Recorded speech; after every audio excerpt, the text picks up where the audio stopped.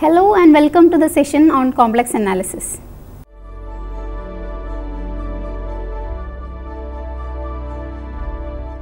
The mathematician Kronecker once said, "God made integers, all else is the work of man." In this section, we have advanced in the evolutionary process to the real number system. We partially characterize the real numbers and then, alas, find an imperfection. The quadratic equation x square plus 1 equal to 0 has no solution. A new day arrives and the complex number system is born. We view a complex number, this strange new baby, in several ways: as an element in a field, as a point in the plane, and as a two-dimensional vector. Each way is useful, and in each way we see an unmistakable resemblance of the complex number system to its parent, the real number system. The child sees superior to its parent in every way except one: it has no order. As long as the child follows certain guidelines set down by its parent, it can move in new directions and teach us many things that the parent never knew. We begin our study by giving a very brief motivation for the origin of complex numbers. If all we knew were positive integers, then we could not solve the equation x plus 2 equal to 1. The introduction of negative integers enables us to obtain a solution. However, a knowledge of every integer in the world is not sufficient for solving the equation 2x plus 1 equal to 2. A solution to this equation requires the study of rational numbers. While all linear equations with integer coefficients have rational solutions, there are some quadratics that do not. For instance, irrational numbers are needed to solve x square minus 2 equal to 0. Going one step further, we can find quadratic equations that have no real rational or irrational solutions.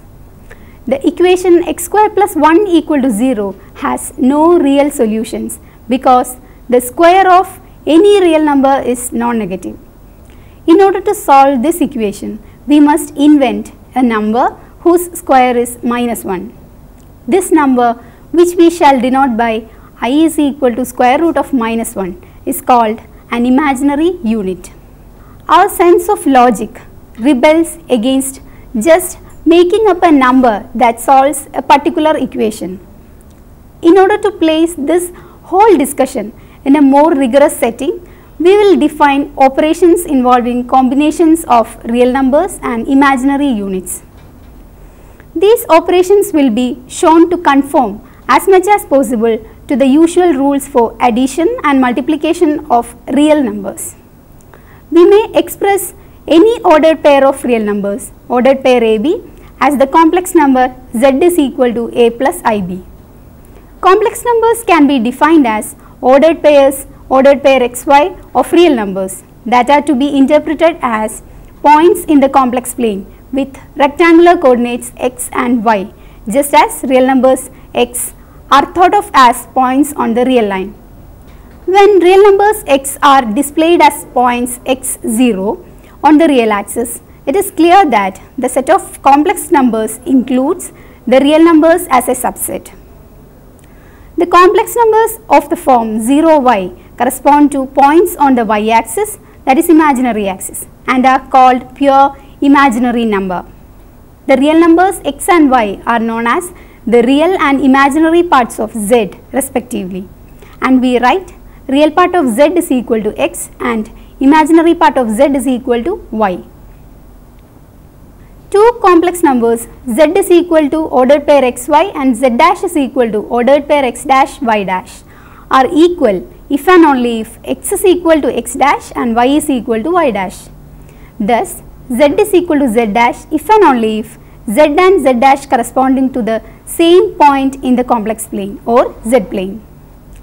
The sum and product of two complex numbers z is equal to xy and z dash is equal to x dash y dash is defined as xy plus x dash y dash is equal to ordered pair x plus x dash comma y plus y dash.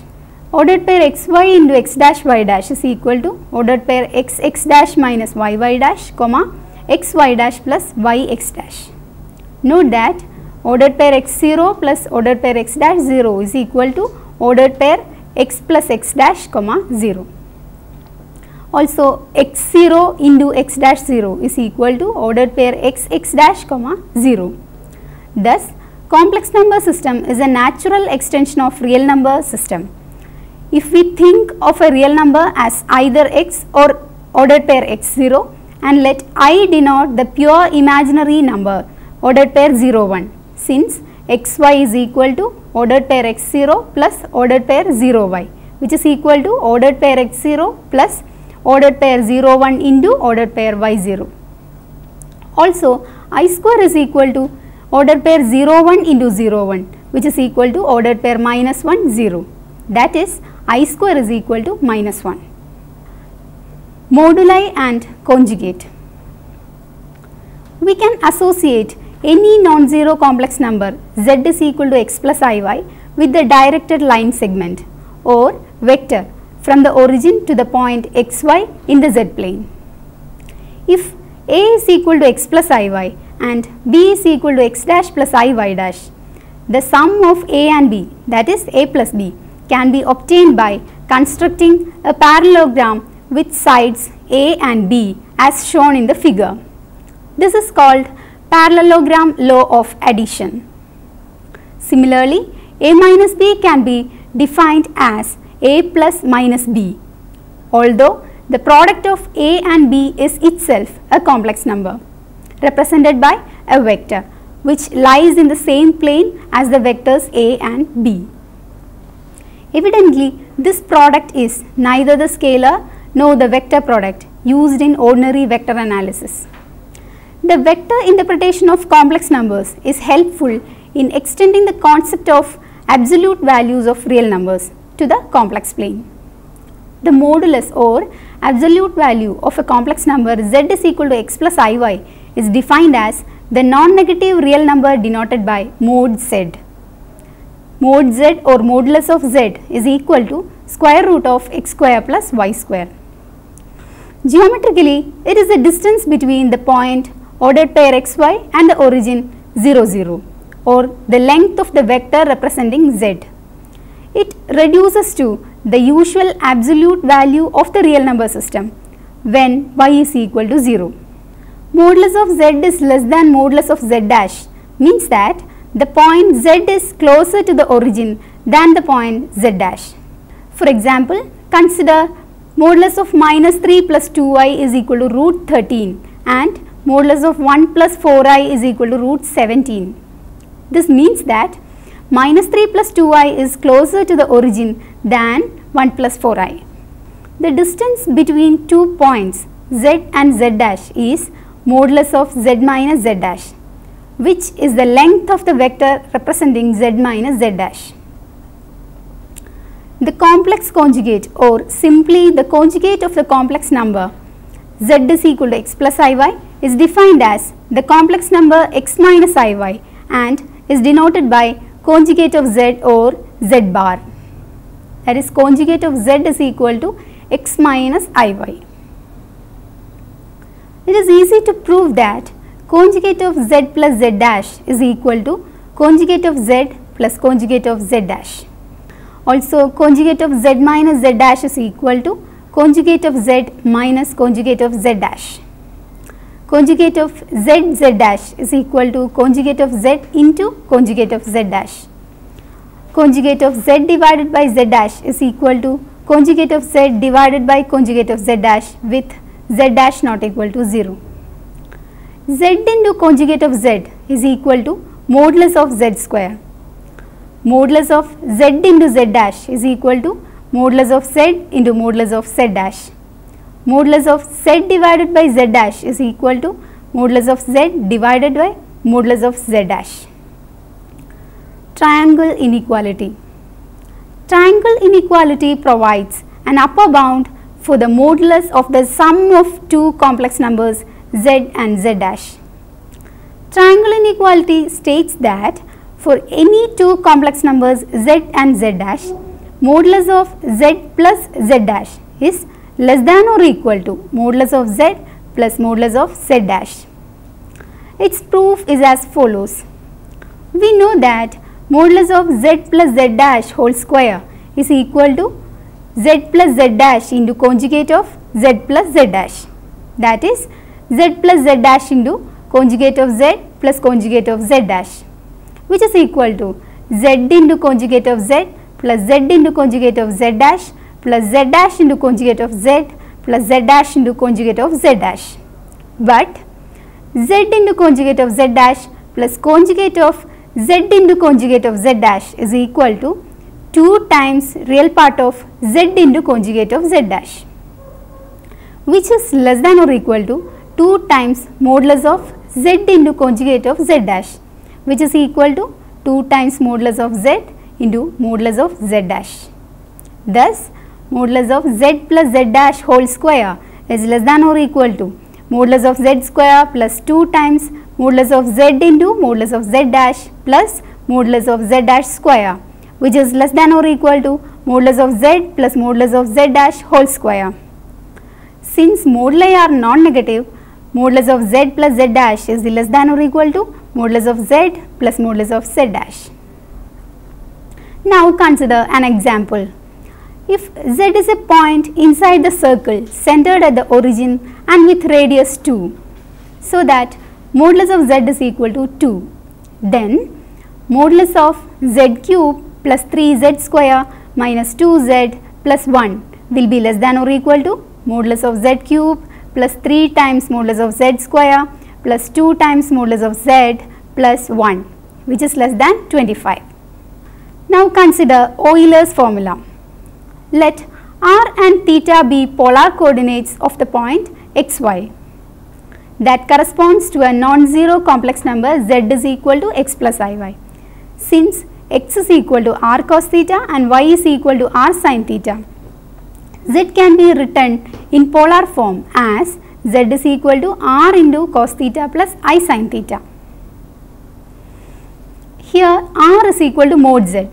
The real number theta represents the angle measured in radians that z makes with the positive real axis when z is represented as a radius vector.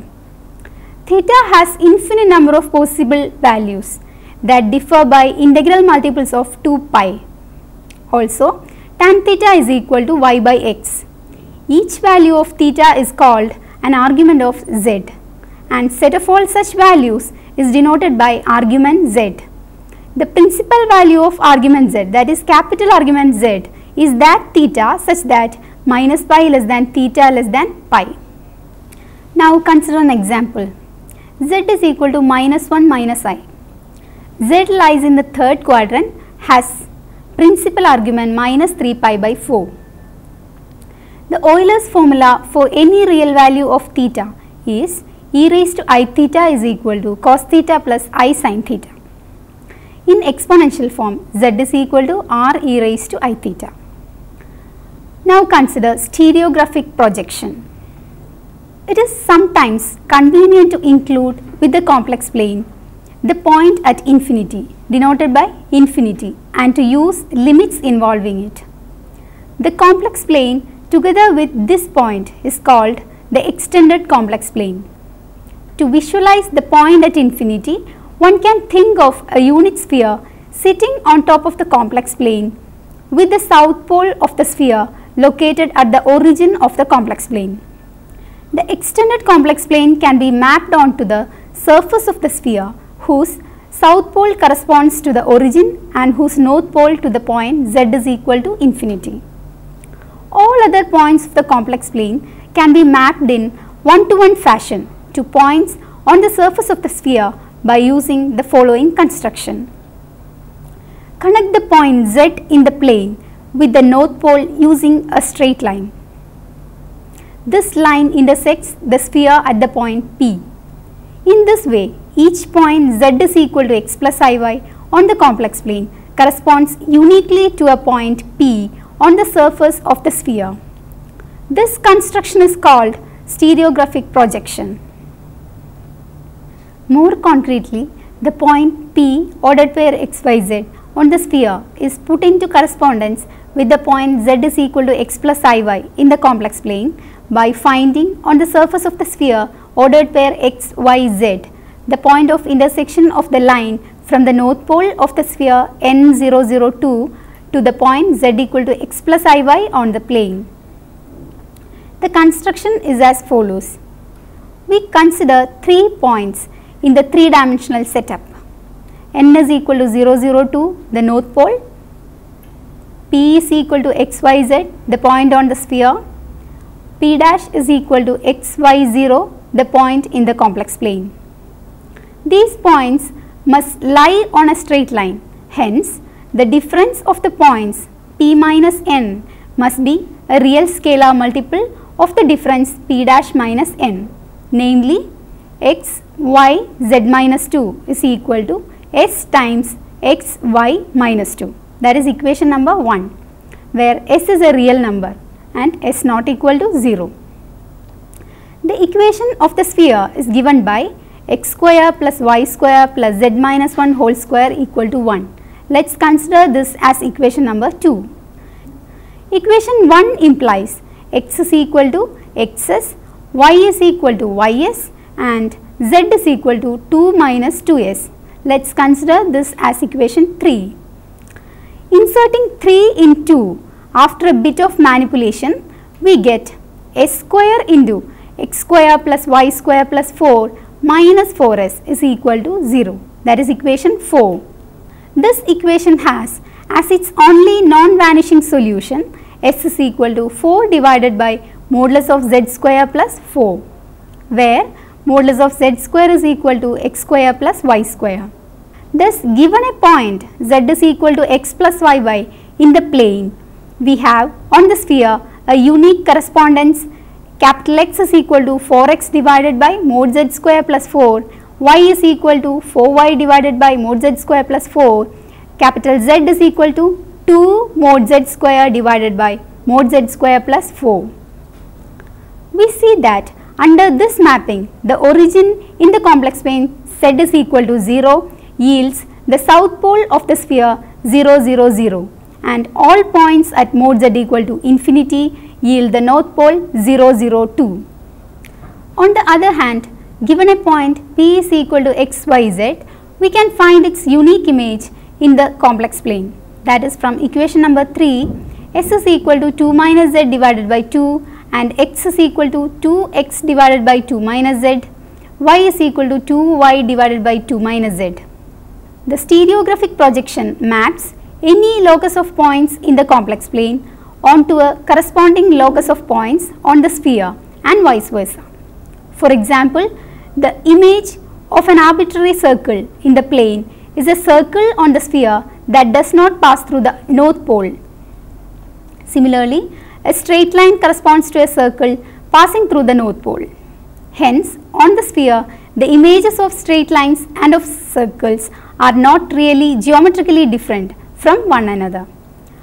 Moreover, the images on the sphere of two non-parallel straight lines in the plane intersects at 2 points on the sphere, one of which is the point at infinity. In this framework, parallel lines are circles that touch one another at the point at infinity, that is north pole. Let me summarize the main points discussed here. One can understand the representation of complex number system as an element in a field, as a point in a plane and as a two-dimensional vector. The stereographic projection is also very interesting and we get a geometric view of it very nicely. Now, you can try to work out the questions given here. State and prove triangle inequality of complex numbers. Locate the numbers z plus z dash and z minus z dash vectorially when, first question, z is equal to ordered pair minus 3 1 and z dash is equal to ordered pair 1 4. Second question, z is equal to 2i and z dash is equal to 2 by 3 minus I. Third question, z is equal to x plus iy and z dash is equal to x minus iy. Using the fact that modulus of z minus z dash is the distance between 2 points z and z dash, Give a geometric argument that, first question, the equation modulus of z minus 4i plus modulus of z plus 4i is equal to 10 represent an ellipse whose foci are 0 plus or minus 4.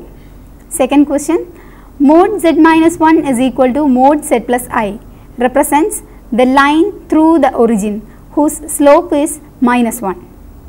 In stereographic projection, show that a circle in the z plane corresponds to a circle on the sphere.